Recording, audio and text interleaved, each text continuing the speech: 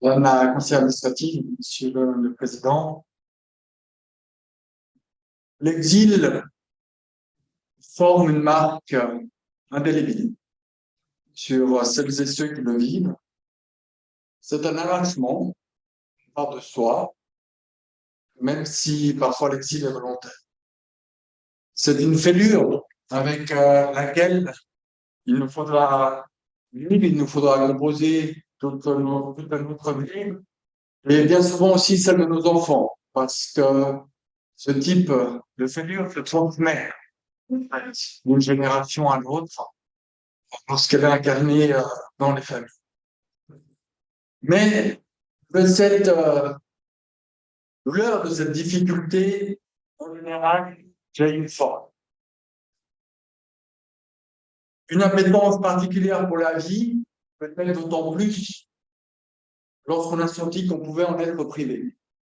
Et c'est cette force, cette vitalité que l'on ressent souvent dans les parcours des personnes migrantes, notamment des réfugiés, qui n'ont pas fait le choix de vivre, en tout cas qui n'ont pas été dans une libre disposition de choix de rester ou de partir, qui l'ont dû faire pour des raisons impérieuses.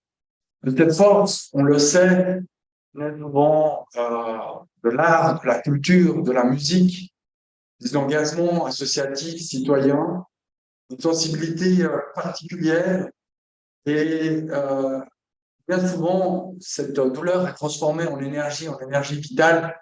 Je crois que ce soir, quand je vois des gens qui ont dans le panel, ça vu par une illustration, vous aurez une parfaite illustration de ce phénomène. C'est pourquoi les exilés ont souvent, part de contributions artistiques et culturelles majeures et exceptionnelles. Il y a quelque chose qui est véhiculé. Si l'on prend l'histoire plus ancienne, on sait que les peuples continuer l'exil parce que les peuples historiquement persécutés sont des peuples qui ont une créativité et une histoire collective impressionnante à témoigner avec. Alors, je disais de cette énergie individuelle un peu désordonnée lorsqu'on arrive dans son pays, dans un nouveau pays, dans le pays d'accueil, eh bien, on va rencontrer le cadre structuré de cette société d'accueil. C'est là un choc. C'est un choc naturel, inévitable pour l'exilé. Et c'est un choc aussi pour la société d'accueil. Et je pense que c'est vraiment sur cette rencontre, sur ce choc, que se situe ce qu'on appelle une politique d'intégration. Avec tout de suite la question, qui doit faire l'effort? Est-ce que c'est aux migrants de s'intégrer? Est-ce que c'est à la société d'intégrer le migrant? Et en politique, on a souvent ces débats-là, des perceptions évidemment différentes selon l'ordre politique. Bien évidemment, la réponse est les deux. Mais je crois fondamentalement que l'enjeu, la question d'une intégration réussie est finalement surtout le reflet de la société d'accueil. Parce que, mesdames et messieurs, le migrant, le réfugié, eh bien, il veut toujours s'intégrer. Il veut toujours participer, il veut toujours prendre part à là où il est. Il y a toujours un sentiment de reconnaissance pour le pays, la patrie qui l'accueille, qu'il vient d'une situation plus difficile, que ce soit pour des raisons politiques, que ce soit aussi pour des raisons économiques. Et quand la société d'accueil répond présente sur les droits fondamentaux, le droit au logement, l'accès à l'éducation gratuite, l'accès au travail, l'accès à la vie culturelle, l'accès à évidemment, eh bien, le migrant s'épanouit. Moi, je suis arrivé en Suisse à l'âge de 6 ans, en recommandation, avec ma mère nation. Je suis blanc, je viens d'un pays chrétien, l'Argentine, mais puisqu'on a eu le débat sur les réfugiés ukrainiens aujourd'hui, ne croyez pas que ça a été facile, parce qu'il se trouve que mes parents étaient des opposants à la dictature militaire. Et donc, c'était des gens engagés à gauche. Et même guerre froide, depuis les années 80, la Suisse voyait d'un mauvais œuvre ces migrants-là. Et il nous a fallu plusieurs années pour obtenir le statut de réfugié et de commencer à nous projeter. Et je m'en souviens, évidemment, comme enfant, les propos de ma mère disaient qu'elle ne savait pas si on allait pouvoir rester ici. Et par conséquent, cette intégration impossible, ce sentiment à l'école de dire j'ai des copains, mais peut-être demain je devrais les quitter. Il y a eu une mobilisation dans ma commune d'Accueil et Perrin. Il y a eu une personnalité, le peuple Rue de Dreyfus, avant qu'elle soit d'ailleurs conseillère fédérale, qui s'est penchée sur notre cas et qui a pu, avec un soutien aussi des autorités locales, de gauche comme de droite, défendre nos familles et nous permettre de rester en Suisse. Quelques années après, 40, un peu moins, 30, 35 ans, années après, j'ai été nommé par mes pairs président du gouvernement genevois. Donc, Genève permet à un réfugié politique de devenir président du gouvernement. J'ai pas de grand mérite personnel là-dedans. Moi, j'étais à l'école comme tout le monde. Dans mes études, je n'étais pas très bon. Et puis, j'ai juste pris les opportunités qui m'ont été offertes. Au Méran, on avait le Parlement des jeunes. On a fait ce travail associatif-là. Et puis après, il y a eu d'autres engagements, d'autres idées, la démocratie directe, le lancement d'initiatives, l'associatif. Et peu à peu, voilà, je me suis présenté sur une liste, j'étais député cantonal, après député à Berne. Et puis voilà, c'est fait. Ce parcours, il n'est pas exemplaire de ma personne, il est exemplaire de la capacité de Genève de permettre à un enfant réfugié de devenir président du gouvernement. Et ça, c'est un point extrêmement fort de cette petite république.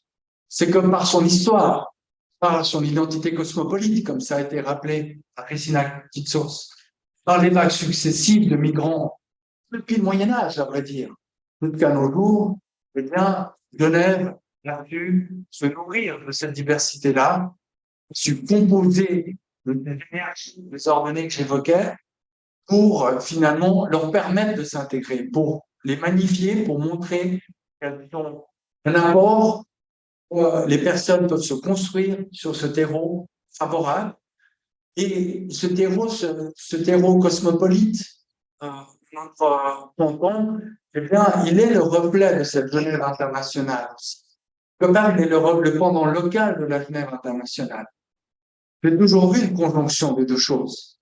On est aussi la Genève internationale parce qu'on est Genève cosmopolite et diversifiée de par nos habitants, de par notre histoire. Et c'est ce métissage qui fait peut-être notre identité. Là où certains vont aller chercher l'identité des origines, dans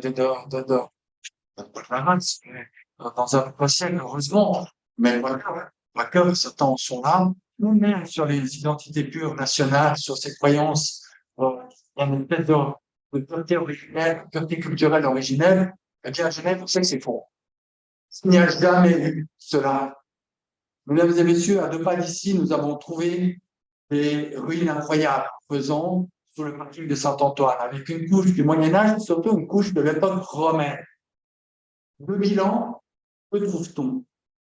Des bijoux de Rome, des amphores de vin d'Espagne, et encore 1000 autres objets qui montraient qu'il y a 2000 ans, déjà Genève était cosmopolite, était au centre des choses. Et cette histoire, elle est précieuse parce qu'elle nous protège quelque part de voir ce qui se passe, peut-être en Suisse déjà, comme Christina Kitsos l'a rappelé, évidemment dans les débats migratoires extrêmement difficiles, eh bien, de la croyance que la migration est au mieux car on va pouvoir porter et au pire une menace. Donc, non, la migration est consubstantielle de Genève. Elle s'est répétée, comme je l'évoquais, à travers notre histoire, mais elle n'est pas sans condition. Contrairement peut-être à un grand pays comme les États-Unis, dont l'État s'est construit sur les idées de communauté, eh bien, Genève et la Suisse, c'est une tradition européenne qui se construit sur l'idée d'une relation plus directe de l'État avec les individus. C'est-à-dire qu'il y a l'accueil, il y a la disponibilité, mais on attend de ces nouveaux citoyens, ces nouvelles citoyennes, qu'elles apportent quelque chose à cette société d'accueil. Et c'est bien cet apport que ce soit le travail, que ce soit, comme je l'évoquais, les domaines de culture, de sport, regardez notre équipe nationale, ou mille autres domaines de recherche, de sciences et autres, qui fondent ce contrat social derrière la et du coup, le migrant n'est pas une charge, il n'est pas une part qui prend sa part, c'est-à-dire qui amène avec lui un savoir-faire, une force, une énergie, une capacité de travail, une créativité et finalement un sens de l'innovation. C'est un sens vrai, on va donner d'ailleurs à nos populations, et qui à la fin nous permet, comme ça a été dit aussi par Christina, de faire société, c'est-à-dire d'aboutir à cette notion d'intégration, de la dépasser, de dire que finalement, notre société, elle est là, elle est dans cette divorce. Mesdames et messieurs, on n'est pas une voix, on le devient.